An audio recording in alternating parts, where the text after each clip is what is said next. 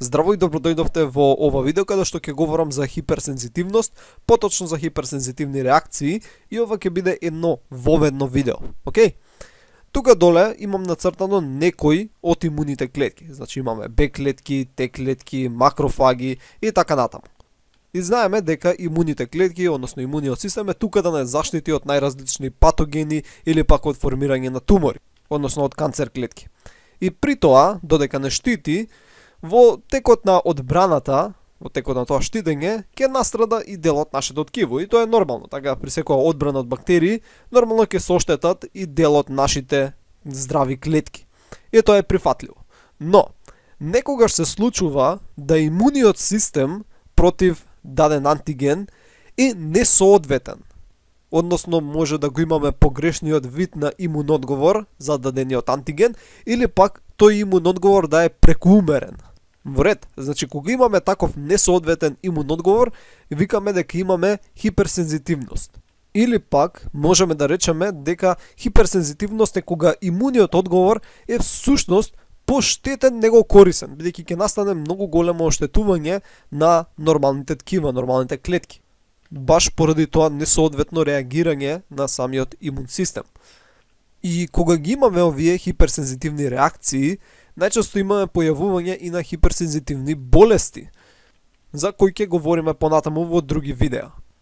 Сега, овие реакции на хиперсензитивност може да се однесуваат кон различни антигени. Например, нашиот имун систем може да препознае некои наши собствени антигени. Така, значи, некои селф антигени, кои при нормално функционирање не би требало да ги препознае, односно треба да има толеранција кон истите. Но може да се јави така неуспех во толеранцијата, така што ќе се појават автоимуни заболувања, односно нашиот имун систем ќе почне да напаѓа наши клетки, наши ткива. И тоа се автоимуни реакции. И овие автоимуни реакции ги сретнуваме кај 2 до 5% од популацијата, многу почесто кај индивидуи од 20 до 40 години и многу почесто исто така кај женски. Не е познато зошто е тоа така, едноставно знаеме дека е. И веќе во развиените земји се повеќе и повеќе сретнуваме автоимуни реакции, односно автоимуни болести, и не е се уште сигурно зошто е тоа случајот. Иначе нема лек за автоимуните болести, едноставно се третираат. И се карактеризираат со периоди кога имаме посилен или послаб автоимун одговор, односно имаме како flare-ups. Значи во даден временски период може да е многу полоша состојбата, па да помине, па повторно да биде полоша и така натаму. И тоа, како што спомнав, трае цел живот. Друг вид на хиперсензитивност може да се јави кога имуниот систем ќе реагира кон антигени од некои микроорганизми. Сега ќе речете, па тоа е нормално. Имуниот систем треба да реагира кон антигени од микроорганизми, со цел нели да се отстранат тие патогени организми. И тоа да, точно е, треба да реагира, но може да реагира прекуумерно. Односно да речеме дека да, имаме влез на некои патогени организми, но не многу.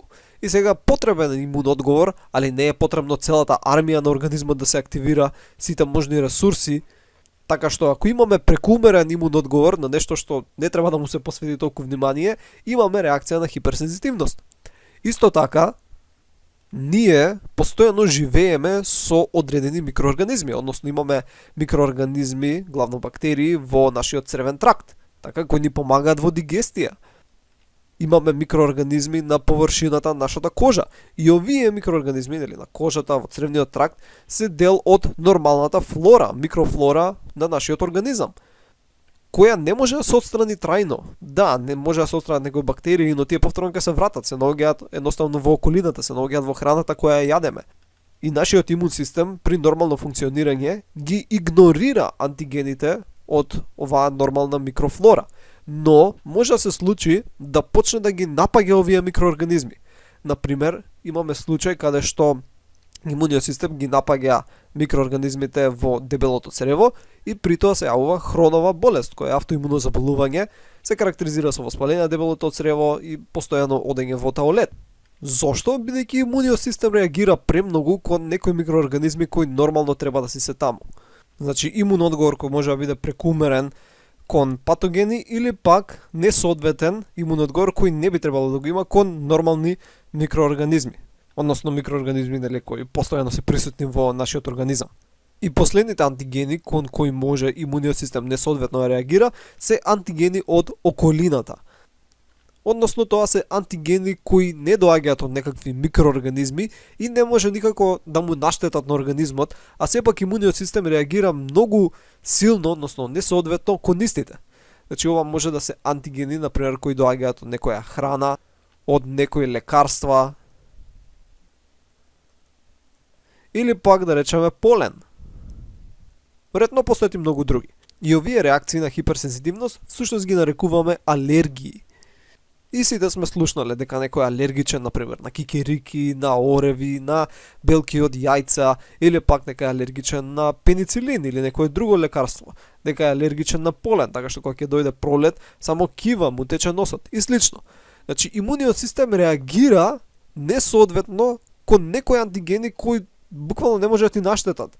И се верува, односно има некои статистики, дека околу 20% од популацијата има алергија кон некој антиген од околината. И интересно е дека се почесто и почесто имаме алергии се појавуваат. Исто како што се појавуваат и другите автоимуни заболувања се почесто и почесто.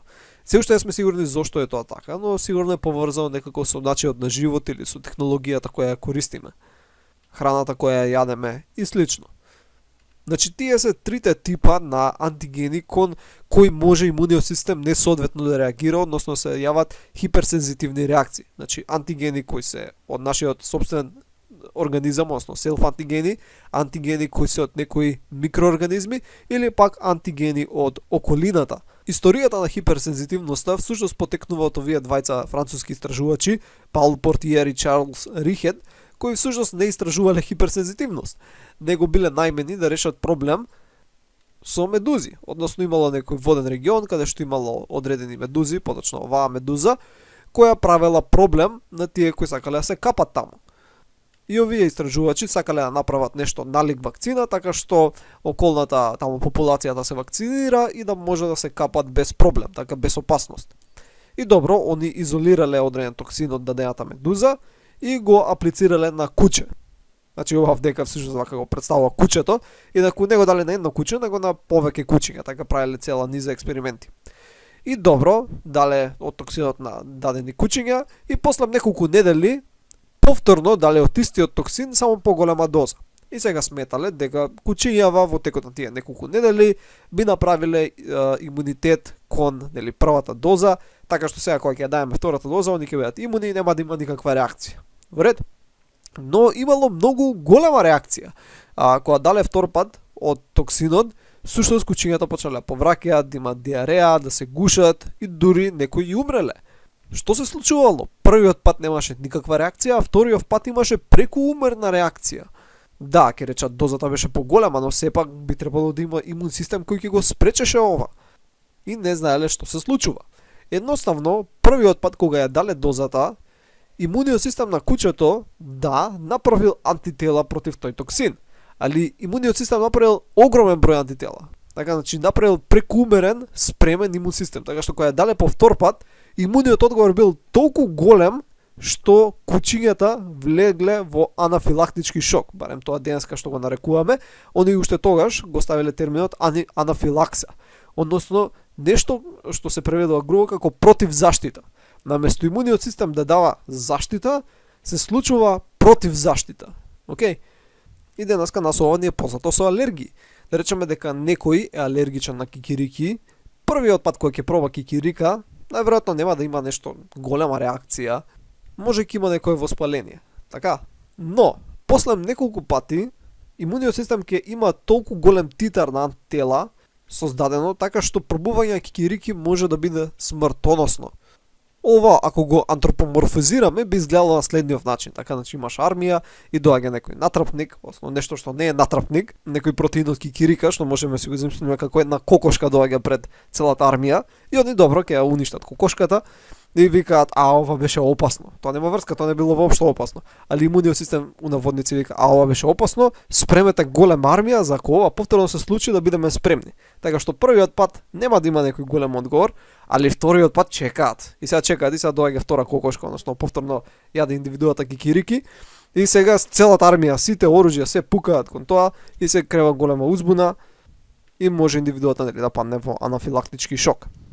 Во ред, значи тоа е кратко за историјата нели на хиперсензитивноста. Хиперсензитивните реакции ги делиме на 4 типа. Тип 1, 2, 3 и 4.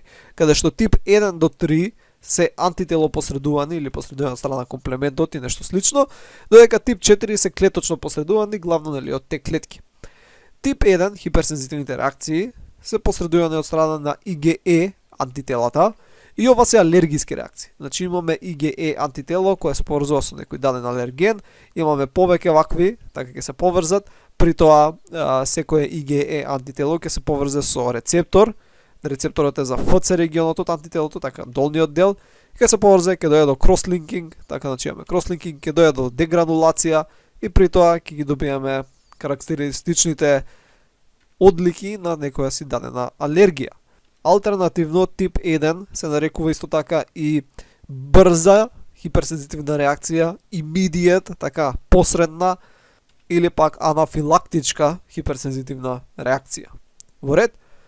Инаку главно имаме дегранулација на маст клетки, еозинофили, базофили и слично. Тип 2 хиперсензитивната реакција е посредувана од антителата IgG, IgM, протеини на комплементот и некои други протеини. И ова е кога антитела се врзуваат за некои клеточни површински антигени и посредуваат во антитело зависна клеточна цитотоксичност, ADCC. Ова го имаме при трансфузија на крв, еритробластома феталис, основа која РХ факторот не е ист, автоимуна хемолитичка анемија и слично. Имаме тип 3 хиперсензитивна реакција, тоа е кога имаме таложење на имуни комплекси, односно антитела се врзале со некој антиген и протеина комплементот и овие патуваат низ организмот, може да се таложат некаде, предизвикуваат инфилтрација на неутрофили и доаѓа до масовно оштетување на ткивото. Мислам на околното ткиво. И тип 4 хиперсензитивна реакција, и ова е наречена одложен тип на хиперсензитивна реакција, бидејќи не се случува одма неколку часа или неколку минути, него некогаш е потребно денови, недели пред да ја имаме хиперсензитивната реакција, бидејќи е посредувана од страна те клетки. Така значи треба да се активираат други имуни клетки, па треба да се умножат и така натаму и така натаму. Значи треба време. И ова го имаме кај контактен дерматитис и кај например преследување на органи, graft rejection, односно кога се отфрла органот, пресадениот. Инаку интересно, графт исто се користи за калемење кај растенија. Мислам, ние имаме различни зборови, калемење и пресадување, на англиски е еден збор. Во ред, тоа е главното тоа што сакав да го спомнам. Инаку, во некоја литература се спомнува како тип 5 хиперсензитивна реакција, тоа е кога антителата се насочени кон некои клеточни рецептори. Така, например, дека се некои рандом антигени, но ако се тие антигени се рецептори, например, како базедова болест, за која имам видео, во тој случај некој класифицираат како тип 5 хиперсензитивна реакција, но не е толку битно. Инаку, во клиничката пракса, хиперсензитивните реакции најчесто ги одделуваат како да се различни од автоимуните заболувања, и хиперсензитивни реакции ги сметаат само, например, алергиите или некои други реакции кои овдека вака, например, ги спомнавме или за кои ќе говориме, додека автоимуните болести кои ги ставаат дека се посебна категорија. Во ред? И кај автоимуните болести имаме хиперсензитивни реакции, како што спомнав, и најчесто имаме комбинации од хиперсензитивни реакции. Така, значи не е само тип 3 хиперсензитивна реакција, него има и комбинација од тип 1, тип 3, тип 4 и така натаму. Во ред? Значи тоа беше главното што сакав да го спомнам за ова видео. Се надевам дека научивте нешто ново и ќе се видиме во наредното видео. Довидување!